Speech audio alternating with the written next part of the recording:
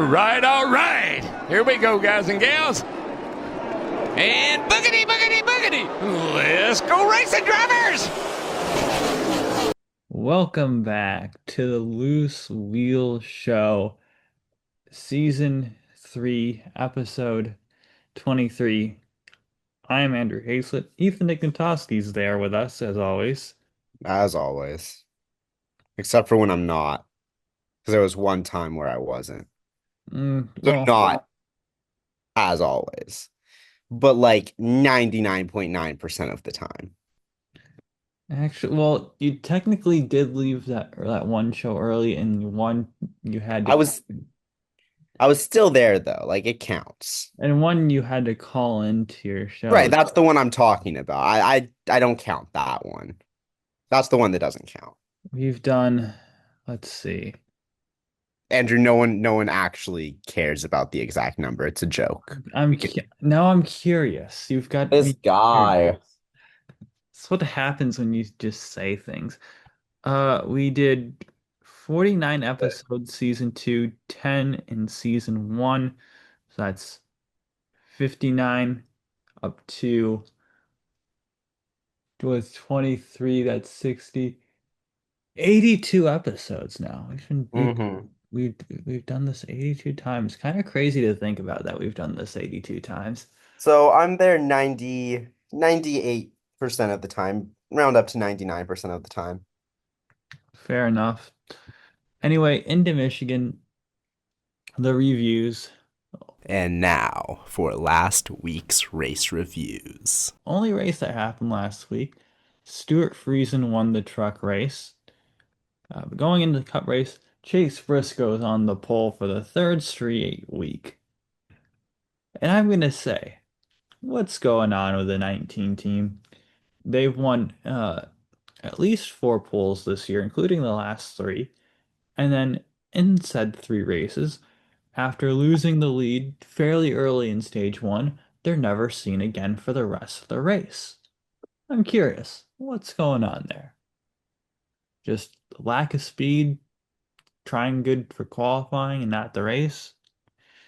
I don't know. Well, I mean, it's obviously a fast car that just lacks long run pace. I mean, I don't think that that's a great mystery.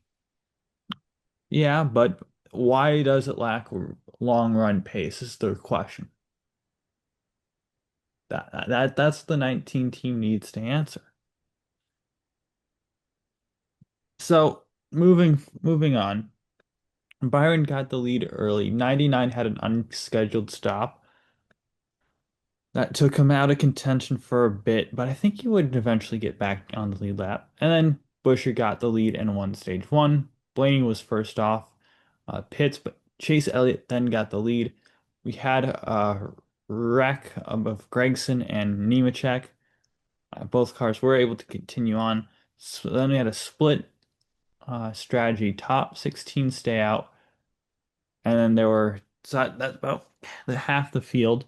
And then Dylan, Logano, and Burton, or not Burton, Barry were the first 3 out. Then immediately on the wreck, we have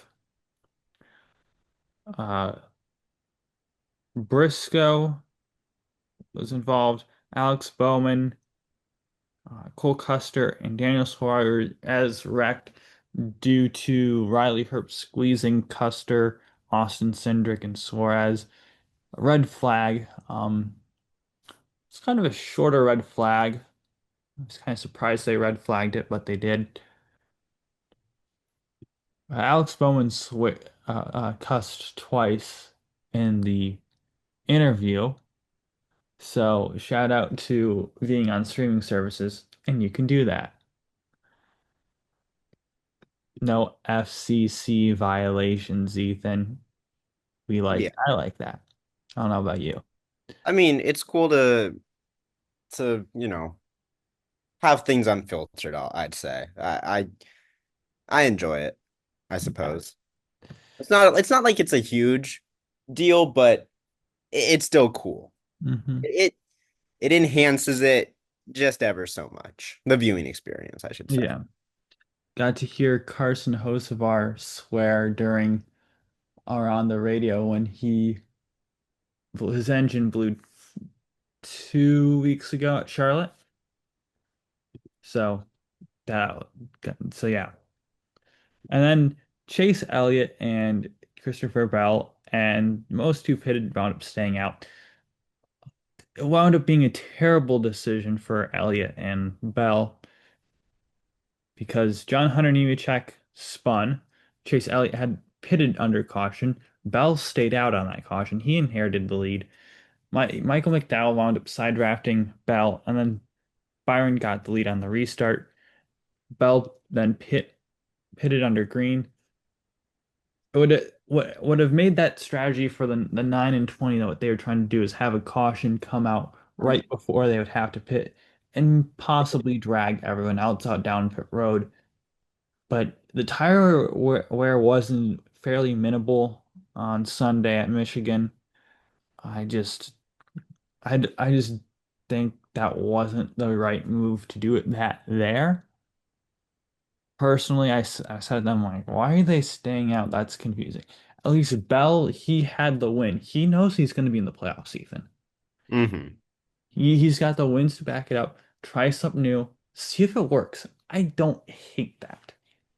But if you're trying to get in the playoffs, I know Chase Elliott has a huge lead on the big bubble, but you're not locked in yet. You can't be trying strategy that, for me sitting there, that's a huge risk to pay, and the reward wasn't there. We wound up seeing, we didn't see the nine up front for the rest of the race, quite frankly. So just after Bell had pitted under green, Blaney spun out. Cindric, Dillon, and Elliott stayed out. Byron was first off. Byron wound up passing the three anyway to win stage two. Stage three, some pit, and Cindric was the first off of those who had pitted. Uh, Gillen blew a left rear tire. On the pit stops, Smith and McDowell wound up taking two tires. Uh, Tyler Reddick was blocked in. He was running well, I think up in the top five at that point. Hocevar, Byron, Larson were the first off on four tires. Hocevar got the lead. And we said, okay, at this point might be a fuel race. Uh, Guys are going to be close to running out on fuel at the end, like seems like every other Michigan race is, because I don't know how the cautions work, but that's how they fall, I guess. And Hocevar blows a left rear tire. There was no caution for him, so he wound up falling a lap down. Byron then inherited the lead, and then Hamlin went up and passed Byron, got the lead, won. Byron wound up having to pit late anyway, so he was the only driver that I noticed that was bit by fuel. I would give this race a 7 out of 10. Ethan, I know you didn't watch the race, so I'm not going to ask you for your opinion. I was preoccupied. Yeah. Into the news, which I feel like this is quick to get into the news here. And now for the news. Ram returns to the NASCAR Craftsman Truck Series for 2026. So yeah, I'm super excited.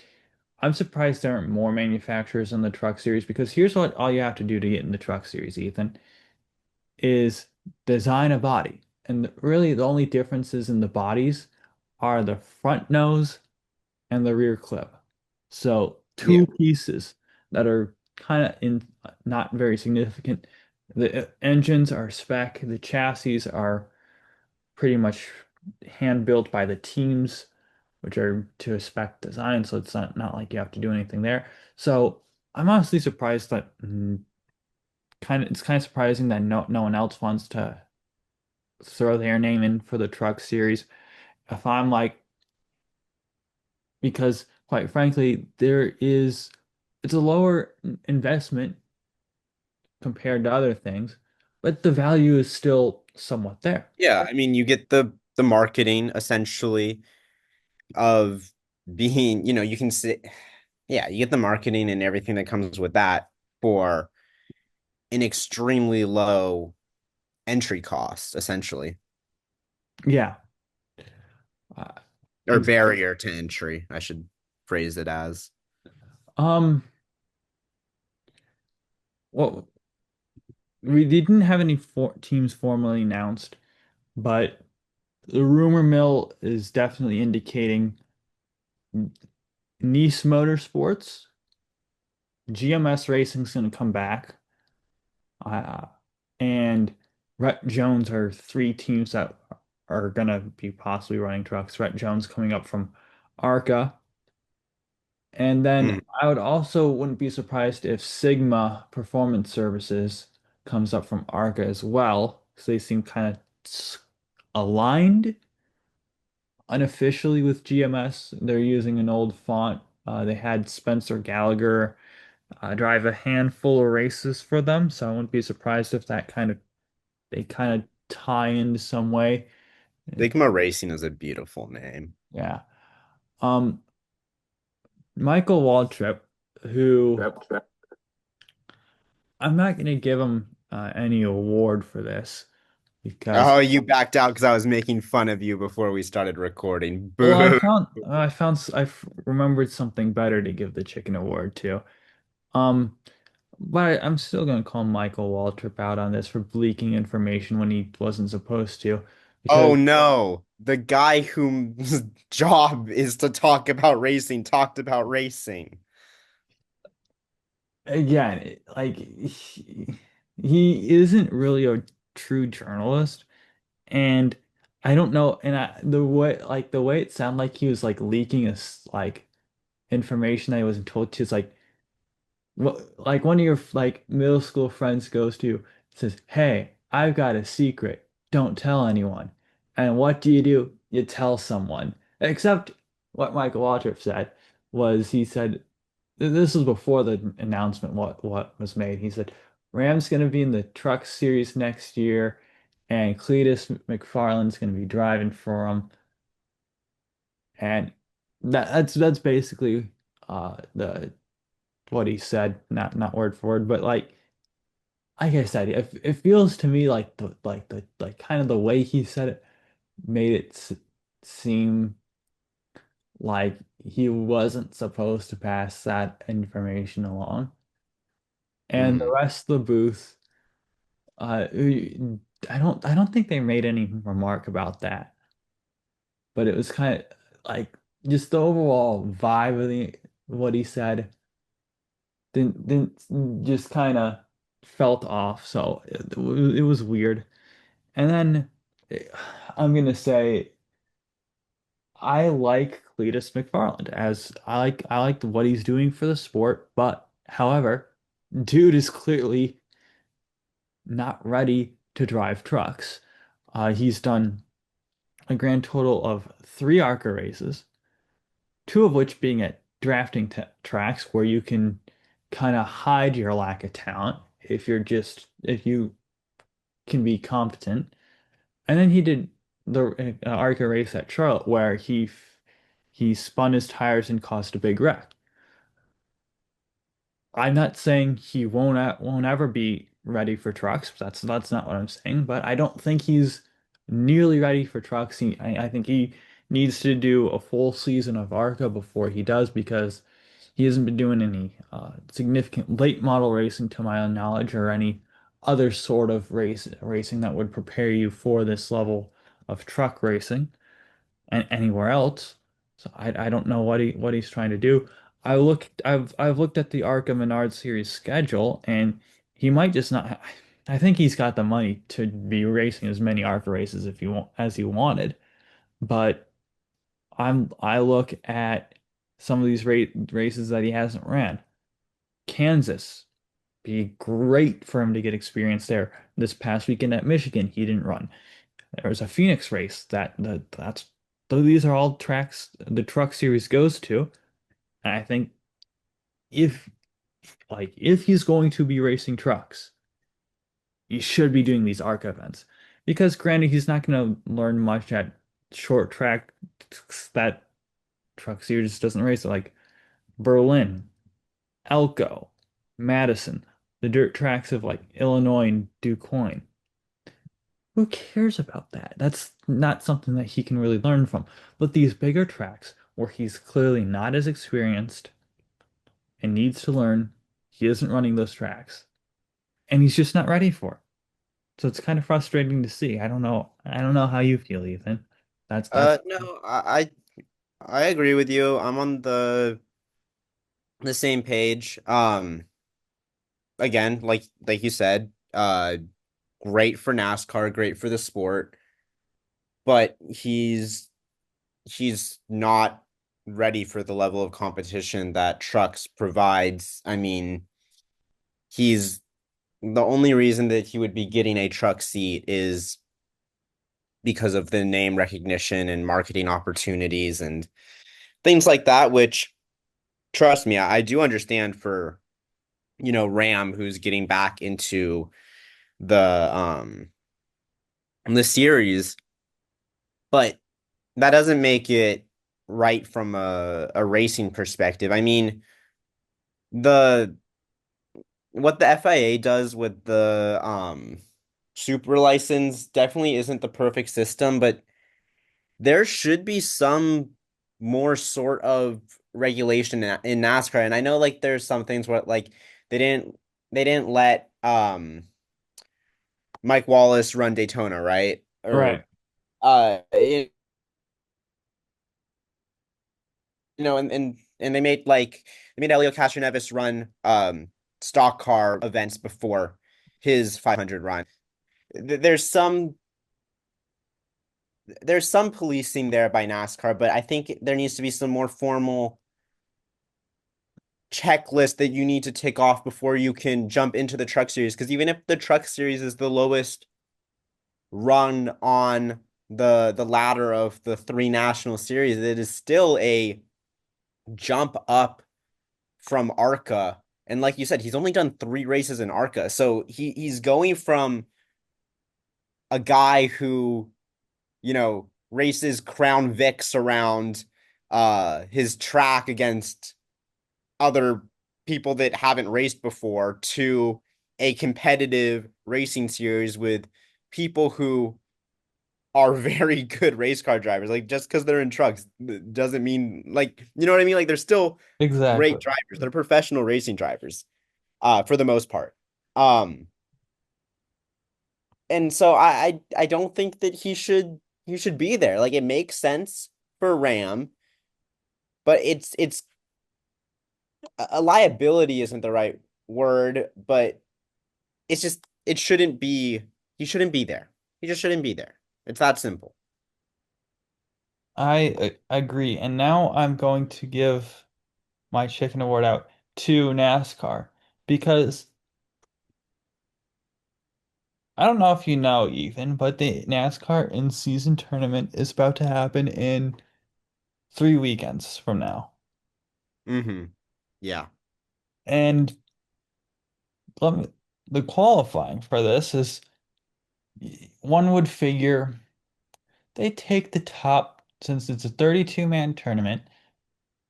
So after the first however many races uh, in the season before the tournament, they just straight up do the seeding by top 32 in points, right?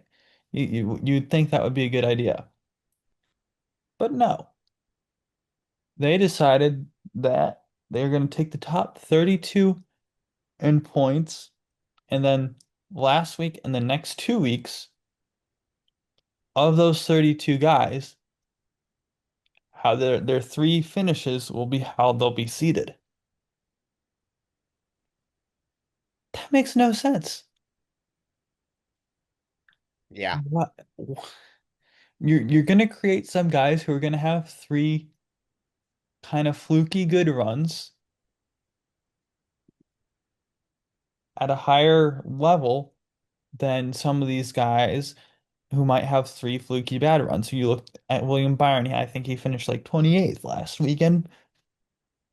William Byron's first in points. He should be seeded, like one of the top three. Not probably gonna, unless he goes out and wins the next two races, he's probably not gonna be seeded one. Why? What are we doing? I don't understand how we have to overcomplicate things. And Carson Hocevar on Twitter said something. I'm going to pull up what Carson Hocevar said because he saw something. Uh, he saw that and said seating isn't just based off points. In response to NASCAR Insights tweeting that, and then Corey LaJoy summarized it perfectly, saying that would make too much sense. Granted, I've given Corey LaJoy some crap here before, but Corey LaJoy is absolutely right. I I'm just baffled. So NASCAR, you get the chicken award, and for this, McLaren is now no longer the organization of ineptitude. NASCAR, you have that. Good Wow, luck. that lasted a long time. Good luck, and hopefully for you, NASCAR, you can lose it soon. Someone might be more inept than you. That'd be impressive. We'll see. But the FIA does exist. Oh, yes, they do. If you want to Uh, talk about some F1 news here, Ethan. Yeah, since we last recorded on Thursday and now we're recording on a Monday, there hasn't been a whole lot of time between episodes, which means there isn't a whole lot of news. Really, the only thing of worth talking about is that Racing News 365 has reported that in the case of a Max Verstappen race ban, Ayumu Iwasa would go to Racing Bulls to replace one of Isaac Hadjar or Liam Lawson, whoever Red Bull decides to be called up. Apparently, that decision hasn't been made. But Ayumu Iwasa would replace that driver in not F2 in the Racing Bull. Um for those unfamiliar with Iwasa, he did race in F2 for a couple of years. Now competes in Super Formula, affiliated with Red Bull. He's done a couple of tests. I think he did the Abu Dhabi test at the end of last season. Tested earlier this year in Bahrain. He currently competes in Super Formula. He's a talented driver, in my opinion, just not an F1 driver, but for a one-off, I think more than um more than fair to give him a one-off run if that came to be. But look, I don't think that Max is gonna get a race ban. I mean, you never know, but I don't think that Max would get a race ban, so I don't think that any of this would actually go into effect. But if it does, this is what would happen.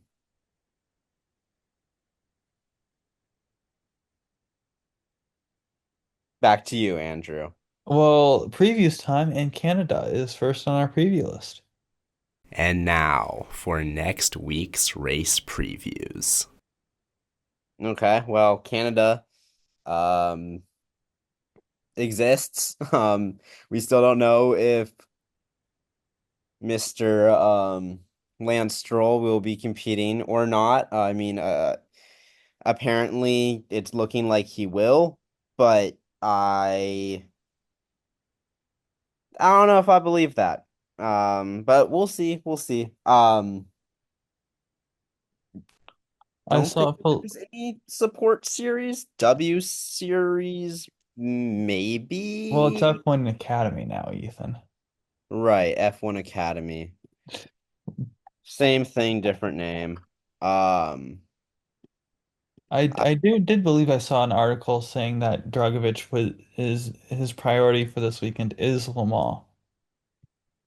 okay, so if that's true, then going back against previous reporting, and like I said, I mean, I would choose them on anyway, so not necessarily surprised. If that's the case, then you gotta think like Stoffel Van Dorn, although he's also at Le Mans, so probably Valtteri Bottas would be the guy.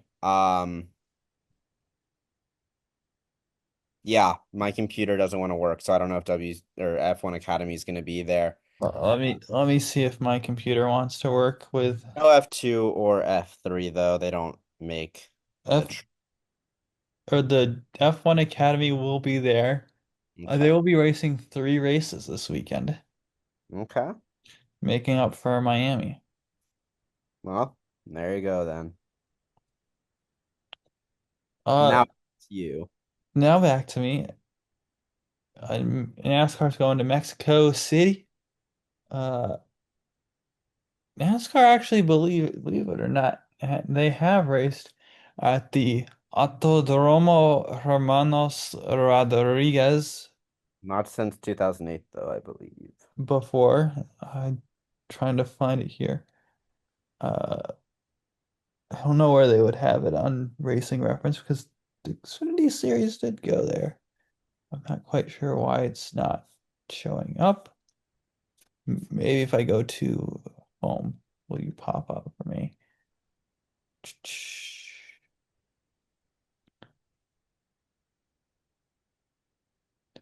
No, you are not going to pop. Actually, maybe if we can find a way around here. Uh, Next race results. Error 404. Anyway, racing reference kind of lacking right now. Um, Actually, Formula One's been there. I can click on that and find the track. I just got to know how to work your racing reference, and you'll be fine. Yeah. They've had actually a couple current drivers have won there. Denny Hamlin and Kyle Busch in the Xfinity Series. Daniel Suarez has won there 3 times in the Mexico Series, so that's kind of interesting. Uh, I'm just trying to find if there's anything else of note. No, not much else to note. But regardless, those races being so long ago, I didn't want to use them for my five. So my five, Catherine Legge, I don't know if I mentioned her. She's going to be in the Live Fast car for BJ McLeod, only open car this week. But my five will be, well, I looked at drivers who have won in the next gen car on road courses before as the way who I thought my five. Byron's won twice, Larson's won twice, SVG has won once, Christopher Bell once. And it was this year. SVG won on the only track the next gen cars debuted on on a road course. So I phrased that weird, but you get my point in that. So yeah, and then Chris Buescher's my other driver. He's been running well lately. He's run on a road course. Honorable mentions, the two that won there, even though they haven't won on in the next gen car on a road course, that being Denningham and Kyle Busch, still want to mention them. And 4 other guys who haven't won on a road course. Not Jimmy Johnson, Alex Bowman, Tyler Reddick, Michael McDowell, and AJ Allmendinger. Uh, they don't sleep on any of those guys. And then my Xfinity guys changing. Oh, seven's going to be Alex Labay, who has the green light alongside his teammate in the 14, Josh Bilicki. Daniel Suarez will be in the number 9 Junior Motorsports car. This race was originally supposed to be an SVG race. We'll see if he makes that up or not. For the 19 for Joe Gibbs Racing is going to be Ty Gibbs. Number 24 for Sam Hunt Racing is going to be Christopher Bell. Number 32 for Jordan Anderson Racing will be Austin Green. 35 and 53 for Joey Gase. Motorsports are TBA for the 35, and 53 will be Sage Karam. 45 for Alpha Prime, Brad Perez. 70 for Cope Thomas and Unziata. And Andres Perez de Lara, the Truck Series regular, will be making his debut in the Xfinity Series this week with DGM times JIM. 38 cars unless Suarez or Perez de Lara fail to qualify, they will be in on the local driver exemption or whatever they're calling it. So possibly 39 cars because that's how many are showing up, and if one of those two drivers fail to qualify, they'll get the exemption. So that's of note. Gateway, no driver changes as per usual in the IndyCar series these days. My five guys that I'm gonna give you that I'll tell you to watch out for. We have the two of Joseph Newgarden won there 5 times. Uh, Scott Dixon won there twice. Uh, Will Power won there once. My honorable, well, the following guys who haven't won there but have shown speed there: David Malukas and Scott McLaughlin, always been a Penske track. Uh, McLaughlin drives for Penske. Malukas drives for the team in an alliance with Penske. Honorable mentions: Santino Ferrucci, same boat as Malukas. Pato Award, because he's always shown speed there. And my last honorable mention will be Alex Palou, who's just Alex Palou. I don't know how to say anything else besides that. Yeah. For Indy next, there's two drivers that we know are going to be changing cars. A full entry list doesn't come out till later in the week for them, but I'll tell you who we know for these entries are for both HMD Motorsports. The 18 is Evagoras Papasavas, and the number 24 will be Davey Hamilton Jr. So that's of note. Which brings us to pick points time. And now for next week's race picks. Last weekend out in Michigan was the only racing, as we talked about on the show already. Carson Hocevar did beat out Corey Heim, so that's a point for you. And the guests, Ethan, I took a point because Kyle Larson beat out Carson Hocevar and Christopher Bell. So we all got 1 point this week. Points gap, you have 162 to my 139 to the guest 117. Yeah, not much else to say there. Just moving around. I guess this week will be more Morgan making picks. Uh, so for F1, I'm gonna go do mine first. My podium first. I'm going Oscar Lando George. Uh, I'm just I'm a believer in the Oscar over Lando battle, and I think that's gonna stay this way for this race. And then for mine, yeah, because there's only two McLaren cars, Ethan. That and McLaren's the best car, so I'm gonna pick one for my top two. So for my third spot, my non-McLaren spot on the podium will be George Russell. I just think he's got Max beat right now, the Mercedes. So that's just kind of my thoughts right now. Ethan, want to tell your picking the guest picks? Yeah. I think at this point, although I don't want to admit it, I do I do agree with you that Oscar does have Lando beat overall and will continue to do so throughout the season. I admit it. Maybe me admitting it will somehow cause a Lando comeback. I'm not giving up on Lando though. I think he's still an amazing driver. I just think that Oscar Piastri, the the issues he had last season with kind of tire wear and race pace inconsistency has seemingly evaporated. He's made the next step, and I think that right now he's a little bit better than Lando. Lando hasn't been challenged really by a teammate since Carlos Sainz when Lando was just coming into the sport. So now he needs to get back into the lab and and put in some work because I still think that he can be a championship winning driver one day, but right now things aren't going his way, so he's gonna need to bounce back.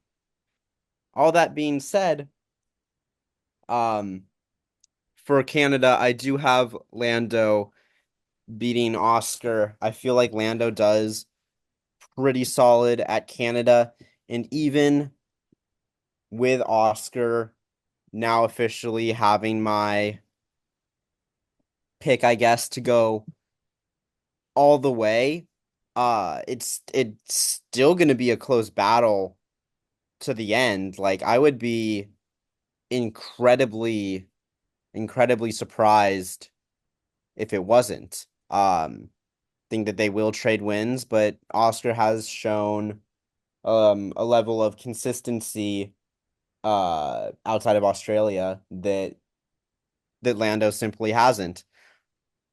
Um, and like you said, the McLarens are just heads above everyone else. So I do have Oscar Piastri being second.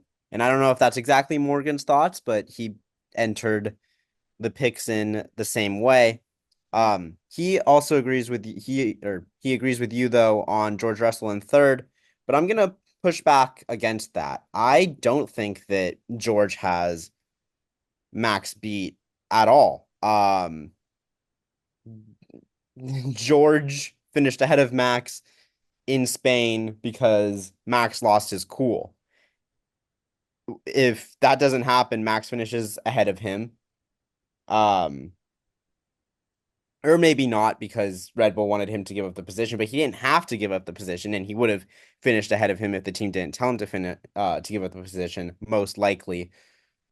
George still had the tire offset, so maybe he could have caught Max, but I don't know. Either way, Max has in the previous couple of races had the upper hand over George. And the Red Bull seems to be pretty improved. Still not quite on the level of the McLarens, but it's a faster car than the Mercedes for sure. Max is a better driver than George Russell. I have him finishing third. I think that George has a shot, but I'm heavily leaning Max. It wasn't really a close call for me this week. And then for Indy next, I'm picking Dennis Hauger because he's insane. So is Morgan. You want it to be different though, Andrew. You're picking Salvador de Alba. I have good reason to. How many races has Dennis Hauger driven on an oval in his career?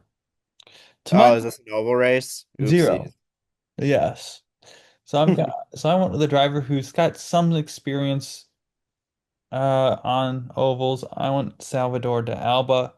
I believe his runnings last year had a podium and two top fives, which is good enough for me. I don't know if it's the right pick, but I tend to believe it's going to be someone who has experience on an There might oval. not be a right pick for this one because Indy next on an oval sounds like a recipe for disaster. Um, go, Respectfully to drivers. going into, yeah, like potential for disaster, Yeah. at least. I am going with my IndyCar pick. Not going Alex Palou. I'm going Scott McLaughlin. He's shown a lot of speed this year. Uh, Currently, I think top five in standings. I could be very wrong with that. I am very wrong with that. He is eighth in the standings. He needs to get going. But in the past, he's shown a lot of speed at Gateway. Uh, Never was able to cross the line first. He's finished behind Joseph Newgarden a lot. He's got couple seconds there, a third. or a second and a third rather, and a fourth. He actually his four races there, four top fives, no firsts. He's got to break that at some point. He's way too talented. It's a Penske dominated track. I think it'll be Scott McLaughlin this week. I feel like that's where the writing's on the wall is leading me to. I didn't say my pick out loud yet, which means by our rules, I get to change it. Uh, was Alex Palou, is now Pato O'Ward. Because I mean, hey, Alex Palou did just win on an oval, so he proved he can do it. But Pato is, got a little bit more experience actually winning on ovals. He's finished well at Gateway before. It's a place where he's finished second twice. Has only been twice. Three times he's finished second at Gateway. Mhm. So probably about time to jump onto that top step of the podium, wouldn't you say? Yeah, yeah, I think he's a good pick. I mean, when Joseph Newgarden's won so many races, five races there, and it's hard for everyone else to get their shot. You know what I'm saying? Yeah. So yeah, Joseph Newgarden's been just But I so don't think bad. Joseph Newgarden is quite I mean, I just don't think he's the same level of threat that he's been in years past. Not to, take anything away from him, but I don't know. It doesn't seem like he's had a great run of form this year. Yeah, he outside of the opening podium, he hasn't had a better finish than eighth this year. He hasn't cracked the top eight once after St. Pete. That's concerning. Uh, there's a lot of buzz about Will Power possibly being dropped from Team Penske. I think there needs to be a buzz around Newgarden. Or They wouldn't drop him, would they? You think? no, but gotta consider it. 12th in the standings for Penske, that's unacceptable. It's also, you know, Early, but I mean, not early, but like 40% of the way through the season. yeah, still plenty of time for that to change. Was what I mean by that. Yeah. And a lot of Joseph's best tracks are still coming, like your Gateway, your Iowa, your I don't think he won one of the Milwaukee races last year. He might have, but those are the short ovals are what he tends to be best on. Those are his quote unquote bread and butter tracks. We'll see how he can do this weekend. Moving forward in the pick points. Um, I don't know if you mentioned the guest pick. He's Morgan also on the Pato Award I said. train like you. And then finally NASCAR Mexico City. I'm gonna go with a Christopher Bell. I thought about going Ty Gibbs. I chose not to go that way. I just think Christopher Bell's a better driver than Ty Gibbs, but I will not be surprised either way. I'm going with Connor Zilic. I made this selection before the entry list got announced. So before we knew what Cup Series drivers were going to be dropping down to Xfinity. Christopher Bell was the only guy that made me reconsider, but since Andrew was going with Christopher Bell, I decided to keep my pick of Connor Zilic, who is really good on road courses. So I think he does have a shot. Obviously, Christopher Bell is also really good on road courses. And, I would, as of now, I would take Christopher Bell to win a race over Connor Zilic. But, you know, it's racing, anything can happen. And Connor Zilic is definitely not out of the question at all.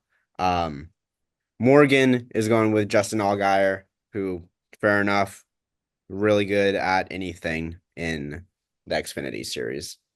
Mm-hmm. Yeah. I I mentioned how I wanted to go with thought if Ty Gibbs as an Xfinity pick. Morgan's gonna go for him as the Cup pick. I'd He like to remind everyone that next week I will be picking Ty Gibbs in the Cup Series because I promised I would pick him at Pocono in the Cup Series. And for better or for worse, say whatever you want to say about me, Andrew. But when I make a point picks promise, I always follow through. I said in our group chat that I was gonna say Ty Gibbs is a terrible pick this week, or something along the lines that I think Ty Gibbs is a bad pick. But with that being said, I would not be surprised if you won. I wouldn't. I'm not expecting it, but like how you say, Ty Gibbs one wouldn't surprise me. Chase Briscoe one would. All right. Andrew, you go next because I want to go last. Um. Okay. The I went with a driver who knows what his bread and butter is, and the team knows what his bread and butter is. So I would think they're going to put a lot of um resources into his bread and butter. And his bread and butter being road courses. He's outran. He's getting close to consistently outrunning his teammate, one of his teammates on ovals, showing improvement, getting used to the car. He's won on the road course in the next gen car before. And I look at the previous time NASCAR had gone to a new track with the next gen car, he won that race. Shane Van Gisbergen is my pick. All right. Andrew, imagine the scenes. First time NASCAR is racing out of the country um since like when did they last race in Japan? Because that Like, was the last race, right? oh yeah, it was a while ago. Yeah. Anyway, first time in Mexico since 2008, I believe. And for the Imagine, Xfinity series. imagine the scenes, Andrew. The grandstands, the stadium section rising up as the man the whole country is cheering on drives through the little underpass to take the final corner and take the checkered flag. Daniel Suarez. Just imagine the scenes, Andrew. Are you imagining them? Because I am. That would be pretty cool, right? I mean, obviously, I'm not taking the most obvious pick or even like a top five obvious pick, I think, in a lot of people's opinions. But here's the deal. This race is going to mean so much for him that, like, look, of course, as a driver, you're always trying 100%, but he's going to have that little extra boost to try 110%. And it's not like he's a guy that's incapable of winning this race. He is a race winner before. He's won on a road course before, Sonoma 2022, his first win in the Cup Series. He's a guy who always finishes almost always finishes well on road courses. Hasn't really mastered Coda yet, but most road courses that NASCAR goes to, he's always a strong car. I think that he, with the storyline, with everything, is the perfect under the radar pick for Mexico City. Look, if I was only winning the pick points battle by like 3 points right now, I wouldn't be picking Daniel Suarez. But I'm winning by like 20 or something. So I feel just okay enough to go with the long shot here, go with the sentimental pick. Because if Daniel Suarez wins and I get to say I told you so, that would be so elite. Yeah, you will say I told you so, but Here's my prediction, Ethan. Is I think he's going to run third of the track house cars this week. I think Chastain's going to be faster than him, and I think SVG is too. What a hater, man. I just don't think he'll have the speed. I think you. I think you. There. I think it's.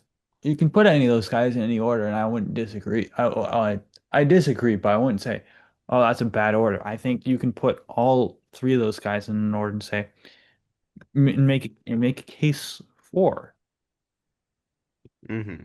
each one. But that's the way I think the cookie's gonna just crumble, you know? Fair enough. Fair enough. I obviously disagree. But that's okay. I would like to say that I've been very careful. I mean, not very careful. It hasn't been too hard, but I've been careful to not pick a driver to win a NASCAR Cup Series race this year that I didn't have in my preseason playoff predictions that you and me did before the Cup Series got underway. Daniel Suarez is the first driver that I'm picking to win a race that I don't have making the playoffs. Obviously, I do think that if he wins the race, he will be in the playoffs. But I think it's, I think by now it's okay to say that like Brad Keselowski won't be making the playoffs. He's a guy that I had. We both had. A guy like Kyle Busch, he's in right now, but it's very borderline with him. I think it's fair to say that, maybe he doesn't make it. There's some guys I had in my 16 that kind of right now kind of shrug. So I'm okay with deviating and admitting that I might not be 100% right with my preseason predictions, and I'll be okay with that. All right, so this has been episode 23 of the Loose Wheel Show. My name's Andrew Hazlett, Ethan Ignatowski alongside. Ethan, do you have anything you want to say after that? Just thoughts? Follow me on Twitter. That's my name, Ethan Ignatowski. You can follow me on Twitter. I think it's my name, Andrew Hazlett, or Andrew J. Hazlett. Andrew J. Hazlett. I don't even know my own Twitter, but Ethan does. I'm not too chronically online. You say that you know my Twitter. I don't know, man. It's kind of sus. All right, bro. But yeah, final words. See ya. goodbye. To me, it looked like he actually lost the wheel. The wheel for Ross Chastain is still and perfect. Wheel on the track. Did you leave the wheel loose? You picked a fine time to leave me loose, wheel.